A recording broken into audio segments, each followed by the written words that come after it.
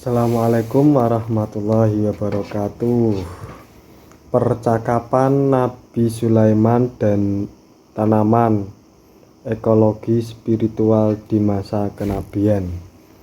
Dilansir di NU Online oleh Yohansyah Nur Fauzi. Percakapan Nabi Sulaiman dan tanaman ekologi spiritual di masa kenabian. Nabi Sulaiman mengerti bahasa bermacam-macam makhluk hidup di alam semesta. Kisah yang terkenal di kalangan kaum muslimin adalah ketika Nabi Sulaiman berbicara dengan binatang. Namun sebenarnya terdapat kisah lain yang menyebutkan bahwa Nabi Sulaiman juga bisa berbicara dengan tanaman. Melalui perbincangan Nabi Sulaiman alaihissalam dengan tanaman, muncul konsep ekologi spiritual kenabian pada masanya. Ekologi spiritual menekankan pentingnya dimensi spiritual dalam merawat alam karena alam tidak layak dieksplorasi habis-habisan. Lingkungan alam yang meliputi makhluk hidup seperti tanaman, hewan, maupun benda mati seperti bebatuan, air, dan tanah sangat erat kaitannya dengan keperluan hidup manusia. Bagi manusia yang beragama, sumber daya alam merupakan bekal berharga yang menjadi sarana beribadah kepada Tuhannya dan dapat diwariskan untuk generasi berikutnya. Sebuah hadis yang diriwayatkan dari Al-Hasan melalui Qatadah mengatakan bahwa ketika Nabi Sulaiman alaihissalam saya membangun Baitul Maqdis, dia memasuki tempat sholat dan tiba-tiba di hadapannya ada segerombolan semak-semak yang berwarna hijau. Ketika beliau selesai sholat, semak-semak itu bersuara, "Tidakkah engkau akan bertanya, siapa aku ini?" Nabi Sulaiman alaihissalam menjawab, "Ya, siapa engkau ini?" Semak-semak itu menjawab, "Aku adalah semak-semak yang bernama ini dan itu, serta merupakan obat untuk penyakit ini dan itu."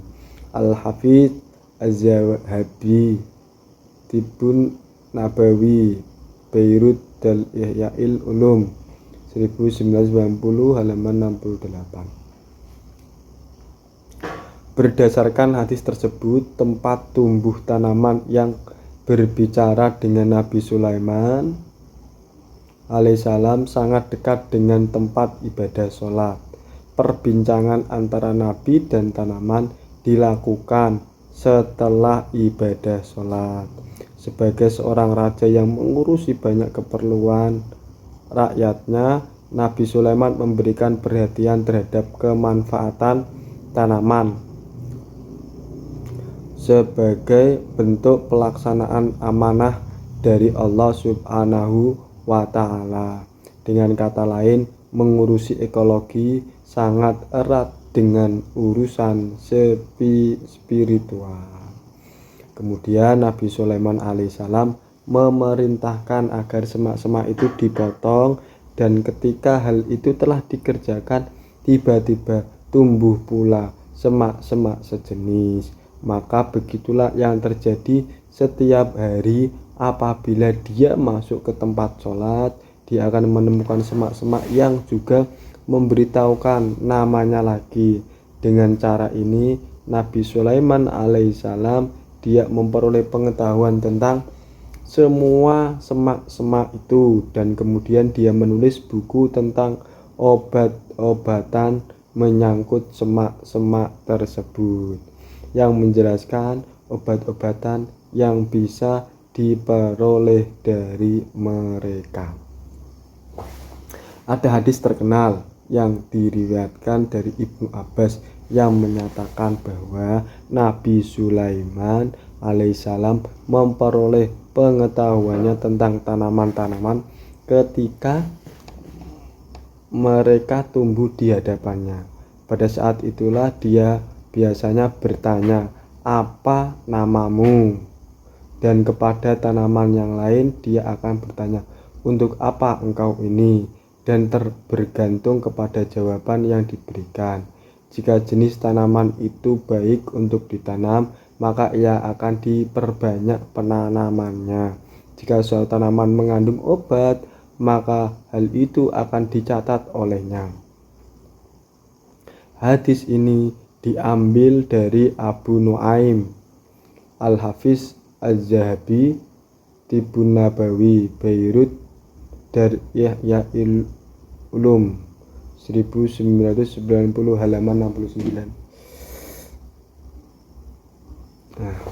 Nabi Sulaiman juga menggunakan tanaman yang berkhasiat untuk kesehatan.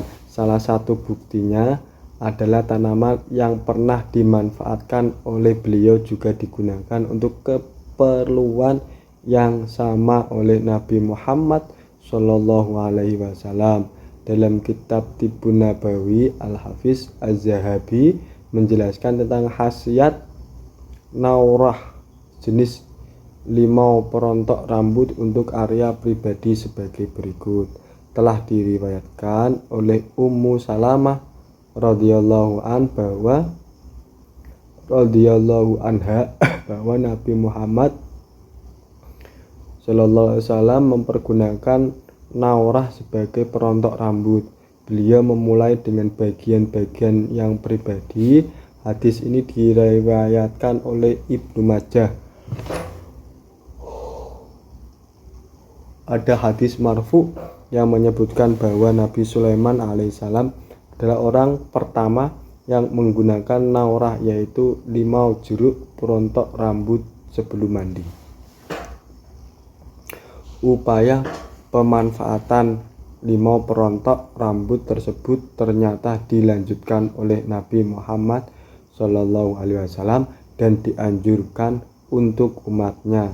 Riwayat tentang penggunaan limau perontok rambut tertulis sebagaimana catatan dari Al-Hafiz Az-Zahabi sebagai berikut. Diriwayatkan bahwa Nabi Shallallahu Alaihi Wasallam selalu mempergunakan limau perontok rambut secara teratur, dan bahwa suatu ketika beliau bersabda, "Sebaiknya engkau juga mempergunakannya."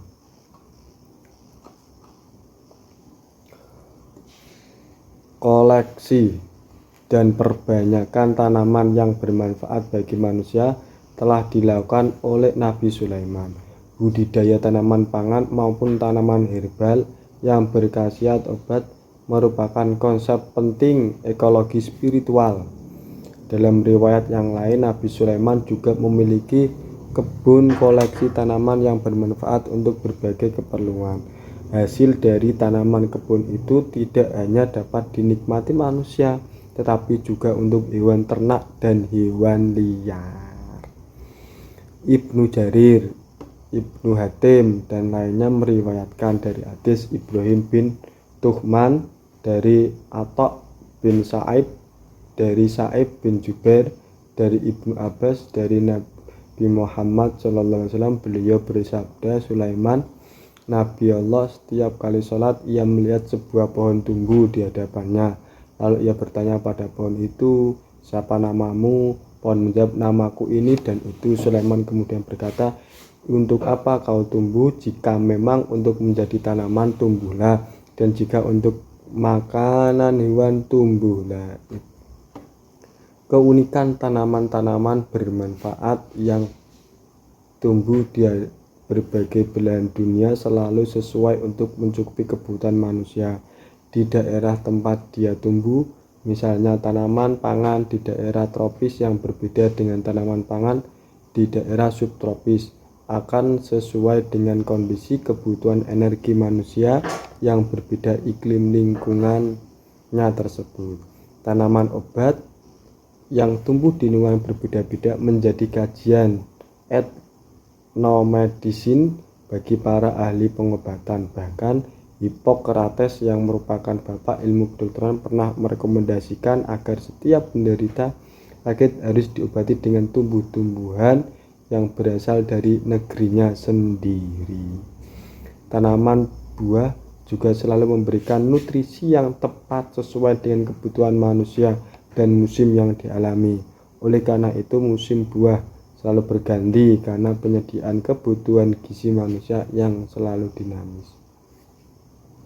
Akhir-akhir ini para peneliti melalui aktivitas riset dan percobaan sedang berusaha menguak bahasa segala makhluk hidup yang ada di dunia, termasuk bahasa tanaman. Kita perlu mengapresiasi upaya dan ikhtiar-ikhtiar dalam bentuk riset dan eksperimen tersebut. Sebagai bagian dari manusia yang beragama, kaum muslimin selayaknya berupaya untuk menerapkan ekologi spiritual. Gerakan menanam pohon masih sangat relevan untuk terus digalakkan. Selain mendukung ketersediaan tanaman sebagai sumber daya alam yang kaya manfaat, upaya tersebut juga memiliki arti agar tanaman tetap lestari dan dapat dinikmati oleh generasi di masa yang akan datang. Akhirul kalam, wassalamualaikum warahmatullahi wabarakatuh.